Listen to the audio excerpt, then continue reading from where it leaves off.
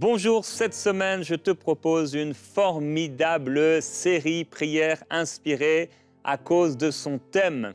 Le thème de cette série, c'est la personne de Jésus-Christ. La personne de Jésus-Christ. Et je crois que pendant cette série, ta foi en lui va être fortifiée. On a tout pleinement en Jésus-Christ. Et lorsqu'on parle de lui, eh bien, il se manifeste. Et je crois et je prie que pendant cette semaine, alors que tu regardes ces émissions, le Seigneur Jésus-Christ se manifeste et se révèle à toi par le Saint-Esprit d'une nouvelle manière, d'une nouvelle façon. Et cette série, eh bien, il y a quelques jours, en fait, celui qui a été mon pasteur de mes 19 à mes 21 ans, c'était des années cruciales, le pasteur Philippe Bach, qu'on a reçu ici dans Prières inspirées à EMCI, il y a quelques semaines, quelques mois, eh bien, m'a écrit juste un message, m'a dit « Mais Jérémie, ce serait bien, je pensais à toi dans la prière, que tu fasses une série sur Jésus-Christ, la personne du Seigneur Jésus-Christ. » Et j'ai dit automatiquement « Oui, ça c'est vraiment une idée inspirée par l'Esprit. » Alors, c'est une joie pour moi que de partager avec vous pendant cette semaine à propos de celui que nous aimons, le Seigneur Jésus-Christ, la personne de Jésus. Avec ce titre aujourd'hui, « Jésus est-il pour toi le Fils du charpentier ?» Alors pendant cette émission aujourd'hui, je vous invite à découvrir peut-être d'une nouvelle façon Jésus-Christ, homme. Jésus, homme. Jésus dans son humanité. Jésus, le Fils de l'homme. Et l'évangile de Luc commence, Luc écrit, il dit « Plusieurs ayant entrepris de composer un récit des événements qui se sont accomplis parmi nous, suivant ce que nous ont transmis ceux qui ont été des témoins oculaires dès le commencement et sont devenus des ministres de la parole, il m'a aussi semblé bon, après avoir fait des recherches exactes sur toutes ces choses depuis leur origine, de te les exposer par écrit d'une manière suivie, excellent Théophile, afin que tu reconnaisses la certitude des enseignements que tu as reçus. » Alors, le pasteur Philippe Bach exprimait, j'ai pris 2-3 points de ce qu'il a partagé, en disant que notre foi en Jésus-Christ se fonde sur des faits historiques. Et l'évangile de Luc, de manière particulière, a comme idée centrale le fait que Jésus-Christ est le Fils de l'homme. On voit dès le départ la nativité de Jésus-Christ, puis on va voir ensuite son enfance, son baptême, ses tentations. L'évangile de Luc va se poursuivre avec le ministère du Fils de l'homme, puis les chapitres suivants, la mission du Fils de l'homme, sa montée vers Jérusalem avec plusieurs paraboles qui sont propres et particulières à l'évangile de Luc, puis la passion et la résurrection du Fils de l'homme. Jésus-Christ a été homme au point où Jean va écrire dans son épître ce qui était dès le commencement, ce que nous avons entendu, ce que nous avons vu de nos yeux, ce que nous avons contemplé, ce que nos mains ont touché concernant la parole de vie. Alors ils ont pu toucher le corps du Seigneur Jésus-Christ. Alors on peut voir dès le départ donc Jésus-Christ révélé, manifesté, Jésus qui vient dans cette nativité. Il est écrit dans Luc au chapitre 2, « Et voici à quel signe vous le reconnaîtrez, vous trouverez un enfant emmailloté et couché dans une crèche. » Et le 8e jour, c'était le jour où l'enfant devait être circoncis. Ce jour arriva, il fut circoncis. Voilà Jésus dans son humanité. Il vient dans une chair semblable à la nôtre. Et il vient s'incarner dans le corps d'un bébé. On le voit à l'âge de 12 ans, la Bible nous dit qu'il était soumis en toutes choses à ses parents. Voilà Jésus, bébé. Maintenant, Jésus dans sa chair, la Bible déclare que la parole a été faite chair, elle a habité parmi nous, pleine de grâce et de vérité. Le livre aux Hébreux dira à propos de la chair de Jésus que puisque ses enfants ont en commun la condition humaine, lui-même, Jésus, l'a aussi partagé de façon similaire. Le fait que Jésus-Christ soit venu en chair, c'est une bonne nouvelle. Mais non seulement le fait qu'il soit venu en chair, mais qu'il soit venu dans une chair semblable à la nôtre. Mon frère, ma sœur, j'aimerais te dire et te rappeler que Jésus-Christ a pris et avait le même corps que toi, avec les mêmes défis. faisant face aux mêmes circonstances. Et on peut le voir dans son humanité, dans le livre de Timothée. Paul va dire, il y a un seul Dieu et un seul médiateur entre Dieu et les hommes. Et il dit, Jésus-Christ, homme. Jésus-Christ, homme. Jésus a été un homme tel que nous, au point où on a même dit de lui qu'il était le fils du charpentier. On retrouve Jésus dans Matthieu 13, il donne des paraboles, il se rend dans sa patrie, il enseigne dans la synagogue et les gens sont étonnés. Et ils disent, parce qu'ils l'ont connu, justement, bébé, enfant, grandissant, peut-être pas bébé, mais grandissant en tout cas, d'où lui viennent cette sagesse et ces miracles? N'est-ce pas le fils du charpentier? N'est-ce pas Marie qui est sa mère? Jacques, Joseph, Simon et Jude ne sont-ils pas ses frères? Et ses sœurs ne sont-elles pas toutes parmi nous? D'où lui viennent donc toutes ces choses? Et il était pour eux une occasion de chute. Et là, il ne put faire beaucoup de miracles à cause de leur incrédulité dans ce lieu. Aujourd'hui, je vais te poser une question. Jésus-Christ est-il resté pour toi le fils du charpentier? On va voir pendant cette semaine, pendant cette série, que Jésus-Christ est bien plus qu'un homme. On verra qu'il est Seigneur, on verra qu'il est Sauveur, on verra qu'il est le Fils de Dieu, on verra qu'il est le Roi des rois. Jésus-Christ, le Fils du charpentier. Alors les gens l'ont connu, les gens l'ont vu, les gens pouvaient le toucher, les gens pouvaient le voir, les gens pouvaient l'entendre. Les gens, certains de sa patrie, l'ont vu grandir. Ils l'ont vu grandir, ils l'ont vu avoir apparemment la même attitude que les autres. Au départ, il se déplaçait, il pouvait courir, il pouvait rire, il pouvait être triste, il pouvait aller ici, venir, être fatigué, rentrer chez lui, dormir le soir. Jésus-Christ a partagé une chair semblable à la nôtre. Jésus a eu faim. Dans Matthieu, il est écrit le matin, en retournant à la ville, il eut faim. Jésus a vécu, expérimenté la faim telle que toi, telle que moi. Et c'est là qu'il va voir le figuier. À un moment, après avoir jeûné 40 jours et 40 nuits, il est écrit « il eut faim ». Alors oui, il est Dieu, mais il est homme. Et il a subi la faim. Il a découvert la faim. On peut voir aussi qu'il a eu soif. Devant cette femme samaritaine, il lui dit « donne-moi à boire ». Sur la croix, il s'écrit « j'ai soif ». Voilà notre Sauveur. Voilà notre Dieu partageant une chair semblable à la nôtre, expérimentant lui aussi une sorte de naissance, une enfance, des gens autour de lui, les circonstances. Et ici, avec la chair, le même corps que nous, les mêmes besoins que nous, il parlera de cet endroit où après avoir mangé, on va aller là dans le secret. Une chair semblable à la nôtre, circoncis, un corps comme le nôtre, expérimentant la faim et la soif. On peut le voir encore fatigué. À un moment dans la barque, il est là, à l'avant du bateau, et qu'est-ce qu'il fait? Il a un oreiller sous la tête, un coussin sous sa tête. Il dort.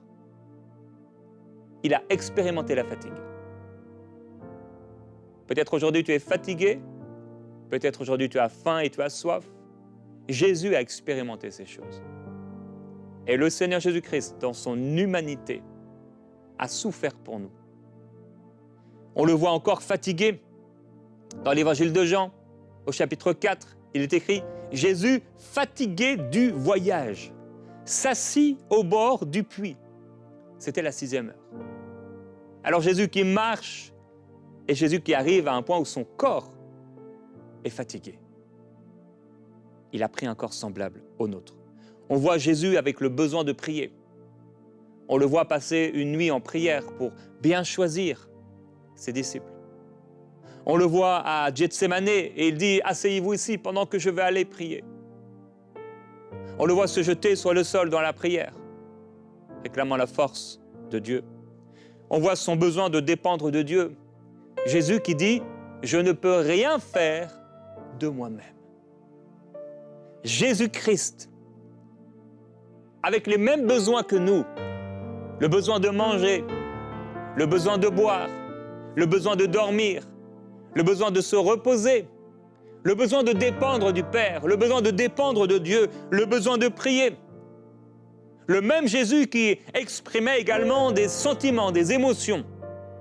On le voit à un moment dans le temple agir avec colère, mais pas celle de l'homme, celle de Dieu. On le voit, Jésus qui pleure, le verset le plus court de la Bible. Jésus pleura. Devant la souffrance des gens, devant l'incompréhension des gens, devant l'incrédulité des gens, devant la souffrance, et ce n'était pas seulement la souffrance de ceux qui avaient perdu ce jour-là, qui avaient perdu leur ami, leur frère, mais c'était la souffrance de l'humanité. Ce matin, j'ai appris le départ de ma grand-mère. Jésus-Christ, Jésus pleura. Jésus a pleuré. Jésus a exprimé avec émotion sa tristesse. Jésus lui-même nous a demandé, à travers son serviteur, de pouvoir pleurer avec ceux qui pleurent. Il a partagé la même condition que la nôtre. Jésus a aussi, parce qu'il le fallait, partagé l'incompréhension. Sur la croix, il s'écrie « Mon Dieu, pourquoi m'as-tu abandonné ?» Toutes les fois où tu as été dans l'incompréhension, toutes les fois où tu as vécu des « pourquoi », toutes les fois où tu as connu le sentiment d'abandon, Jésus-Christ a accepté, lui aussi, de passer par là. Et dans l'incompréhension, cette incompréhension le porte vers Dieu. Et c'est le chemin qu'il nous faut dans l'incompréhension, dans l'incompréhension de nos vies, c'est le chemin vers Dieu. Et c'est face aux difficultés de sa vie qu'il lève les yeux vers le Père. Pour ses besoins, on voit Jésus avoir les mêmes besoins que nous, à un moment devoir payer l'impôt, alors qu'il est le maître de tout. À un moment envoyer ses disciples pour la Pâque, préparer à manger. On voit ce Jésus-Christ nourrir les foules, prendre soin d'eux. Jésus-Christ. On le voit lavant les pieds des disciples.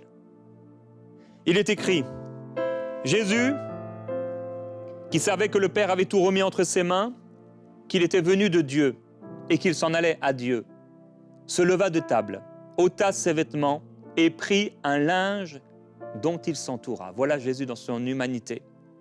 Ensuite, il versa de l'eau dans un bassin et se mit à laver les pieds des disciples et à les essuyer avec le linge qu'il avait à la ceinture. Et on sait qu'il va venir vers Pierre et Pierre va dire non. Et Jésus de lui dire, mais si je ne te lave pas les pieds, tu n'auras pas de part avec moi dans le royaume de Dieu. Il a partagé notre condition pour nous montrer le chemin vers le Père, vers Dieu. Quel Dieu extraordinaire! Quelle passion extraordinaire pour l'homme! Quel amour intense et profond d'avoir pris une chair semblable à la nôtre, emprisonnée quelque part, par des membres, par un corps. Jésus-Christ s'est incarné en tant qu'homme. Il a paru en simple homme. Voilà ce Jésus, sur la route de Jérusalem, monté sur un ânon, le petit d'une ânesse. Jésus-Christ, homme. Jésus avec le besoin de s'habiller le matin. Jésus avec le besoin de se laver. Jésus avec les interactions sociales. Jésus devant les critiques, devant les calomnies des uns des autres, les incompréhensions. Il a vécu comme nous, sur la même terre, le même sol. Jésus a aussi connu les frayeurs. Luc 22, saisi d'angoisse, Jésus pria avec plus d'instance et sa sueur devint comme des cailloux de sang qui tombaient par terre. Voilà Jésus dans une angoisse extrême devant le prix à payer. Et là, il était dans son humanité. Marc 14, 33. Il prit avec lui Pierre, Jacques et Jean. Et il commença à être saisi de frayeur et d'angoisse. Il a porté, il a vécu, il a expérimenté la frayeur et l'angoisse afin de te délivrer de la peur, afin de te délivrer des angoisses. Alors on peut expérimenter la frayeur, on peut expérimenter l'angoisse, mais en portant nos regards sur Jésus-Christ, homme, il nous délivre de l'angoisse, il nous délivre de la faim. Il dit « Je suis le pain vivant descendu du ciel ». Il dit qu'il est l'eau vive et qu'il peut offrir l'eau vive. Il dit qu'il vient fortifier celui qui est fatigué, renouveler le faible. Il vient donner à manger à ceux qui ont faim. Il est Dieu et il est homme. Et de la même manière qu'il pourvoyait aux besoins des gens, de la même manière qu'il avait un portefeuille avec de l'argent, il a eu besoin de cet argent, mais avec cet argent, il donnait aux pauvres. Les mêmes besoins que tu as, il les a eus. Les mêmes besoins que j'ai, il les a eus. Devant les souffrances et les tentations, le livre aux Hébreux nous dit « Nous n'avons pas un souverain sacrificateur qui ne puisse compatir à nos faiblesses. Au contraire, il a été tenté comme nous en toutes choses, sans commettre de péché. » Voilà Jésus-Christ tenté comme nous.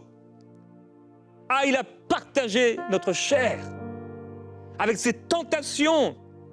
Il a été tenté en toutes choses comme nous. Alors, mon ami, tu ne peux pas dire « Oh, personne ne me comprend ».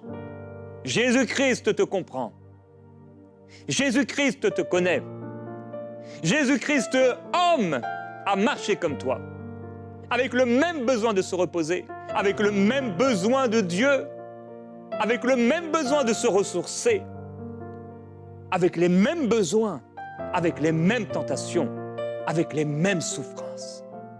Hébreu encore nous dit, puisque ses enfants ont en commun la condition humaine, lui aussi l'a partagée de façon similaire, ainsi par sa mort, il a pu rendre impuissant celui qui exerçait le pouvoir de la mort, c'est-à-dire le diable, et libérer tous ceux que la peur de la mort retenait leur vie durant l'esclavage, dans l'esclavage. En effet, assurément, ce n'est pas à des anges qu'il vient en aide, mais c'est bien à la descendance d'Abraham, des hommes. Il a pris une chair semblable à la nôtre pour venir en aide, en secours aux hommes, la descendance d'Abraham.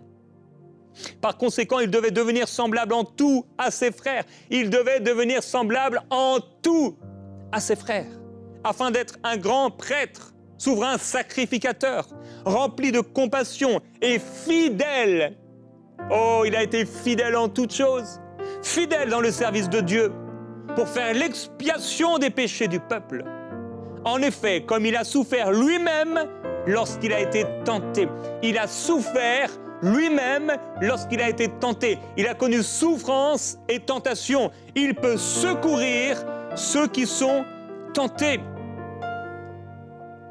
Jésus, homme. Jésus, homme. Ce titre de Messie, Fils de l'homme. Je veux prier aujourd'hui avec toi sur ces paroles de grâce. Jésus-Christ, dans son humanité, va aussi lui passer par la mort. Il donne sa vie pour toi, pour moi. Il meurt. Son corps, son cœur cesse de battre. C'est par sa mort en esprit lorsqu'il a donné sa vie entière à Dieu pour nous, entouré de deux brigands, l'un à sa droite, l'un à sa gauche. Les femmes au loin, Jean, le disciple aimé. regardant ces hommes pour qui il s'offre, les soldats se moquant de lui. Jésus-Christ, ayant soif, l'éponge de vinaigre portée à sa bouche, il s'écrie « Tout est accompli ». Je veux t'encourager aujourd'hui à recevoir le Seigneur Jésus-Christ dans ton cœur et à faire une prière pour l'inviter. Jésus-Christ, homme. J'aimerais que nous puissions prier ensemble. Mon ami, regarde Jésus-Christ, homme. Les mêmes souffrances, les mêmes tentations, la même faim, la même soif, la même fatigue, les mêmes épreuves, les mêmes circonstances, les mêmes dangers, les mêmes défis, la même fatigue, le même besoin de Dieu, le même besoin de repos, le même besoin de prière, le même besoin de l'Esprit, le même besoin du Père et de l'Esprit du Père pour le ressusciter d'entre les morts et lui apporter la vie. Jésus-Christ, homme, nous t'adorons. Jésus-Christ, homme, nous te glorifions. Jésus-Christ, homme, qui est semblable à toi? Dans notre humanité, nous le sommes. Tu t'es rendu semblable à nous. Tu es descendu, tu t'es révélé comme une faible plante. Tu n'avais ni apparence, ni éclat, ni belle apparence pour que nous te regardions. On t'a appelé homme de douleur, habitué à la souffrance. Jésus-Christ, homme. Jésus, aujourd'hui nous te disons merci d'avoir participé, toi aussi, à une chair semblable à la nôtre. Jésus-Christ, homme, je veux glorifier ton nom, glorifier l'humanité que tu as partagée avec nous. Tu t'es incarné, tu t'es offert, tu t'es donné.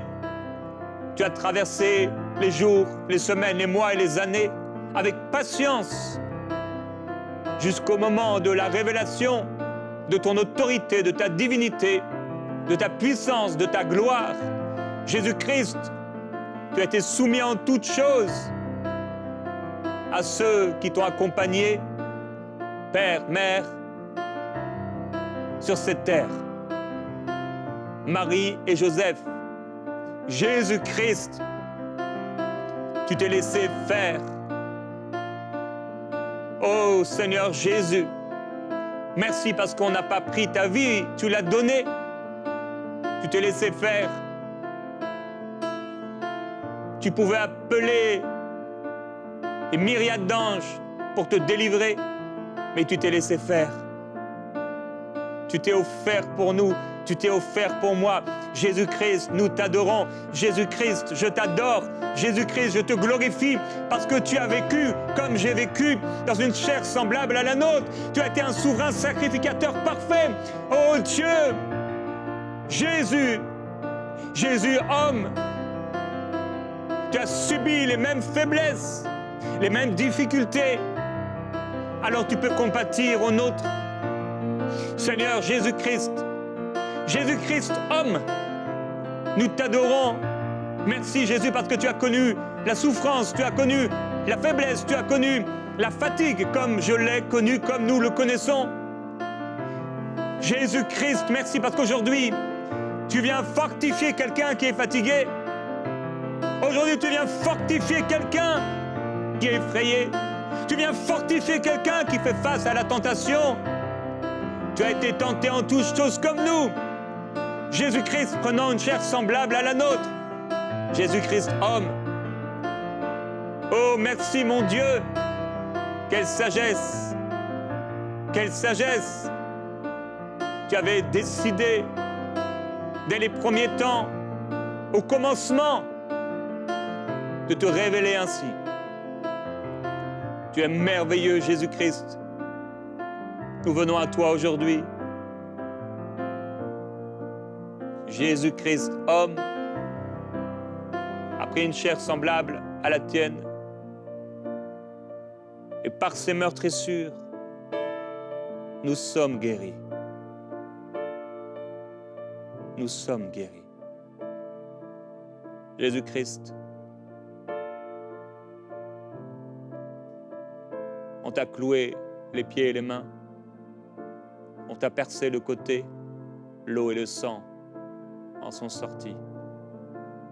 On t'a flagellé, maltraité, couronné d'une couronne d'épines. On t'a giflé, craché dessus. On t'a injurié, on s'est moqué de toi. On a plaisanté à ton sujet. Jésus-Christ, homme de douleur. Que n'as-tu pas vécu, Seigneur Jésus? Nous venons devant toi aujourd'hui avec cette humanité. On vient devant toi tel que tu nous as créés. Tu nous as formés, ô Dieu, de la poussière de la terre et tu as soufflé en nous. Devenons ainsi une âme vivante. Jésus-Christ, merci. Merci. Merci d'être venu comme une faible plante. Merci d'avoir partagé une chair semblable à la nôtre. Tu es ressuscité d'entre les morts et tu es vivant aujourd'hui. La mort n'a pas pu te retenir car ta chair n'avait pas connu le péché. Tu es l'innocent qui paye pour le coupable. Tu es le Christ, le Fils du Dieu vivant, venant dans l'humanité, dans un corps comme le nôtre. Ressuscité d'entre les morts, tu t'es révélé à ces femmes. Tu t'es manifesté sur ce chemin à ces disciples qui pensaient que on avait pris ta vie. Ils te voyaient comme le prophète, un grand prophète. Ils n'ont pas compris. Ils étaient dans l'incompréhension. Mais tu leur as partagé les Écritures et tout ce qui te concernait, depuis le livre de la Genèse jusqu'à ton apparition. Tu t'es manifesté, révélé dans la maison où tes disciples étaient cachés, traversant les murs. Tu t'es manifesté sur le bord du rivage, Pierre, nageant vers toi. Des pains et des poissons préparés par toi. On veut te dire merci. Merci Jésus pour ta vie donnée. Merci parce que depuis ta résurrection, tu t'es assis à la droite du Père et tu intercèdes pour nous. Et de la même manière que tu avais préparé ce jour-là sur le rivage des poissons pour tes disciples, de la même manière que tu as encore fait des miracles, de la même manière aujourd'hui, tu nous donnes à manger de ce pain de vie, de cette eau vive. De la même manière aujourd'hui, tu pourvois nos besoins. De la même manière aujourd'hui, tu prends soin de nous. Car tu as connu cette chair. Jésus-Christ, tu es le souverain sacrificateur parfait. Parfait. Et aujourd'hui, Père, je prie pour quelqu'un qu'il reçoive la révélation de ton humanité et que dans son corps, Jésus-Christ prenne la place, afin que ce ne soit plus dans son corps lui-même qui vit, elle-même qui vit, mais Christ. Merci Jésus-Christ, parce que nous avons tout pleinement en toi. Merci Seigneur Jésus. Jésus-Christ, homme, Nous t'adorons. Nous t'adorons. Et nous nous soumettons à toi. Amen.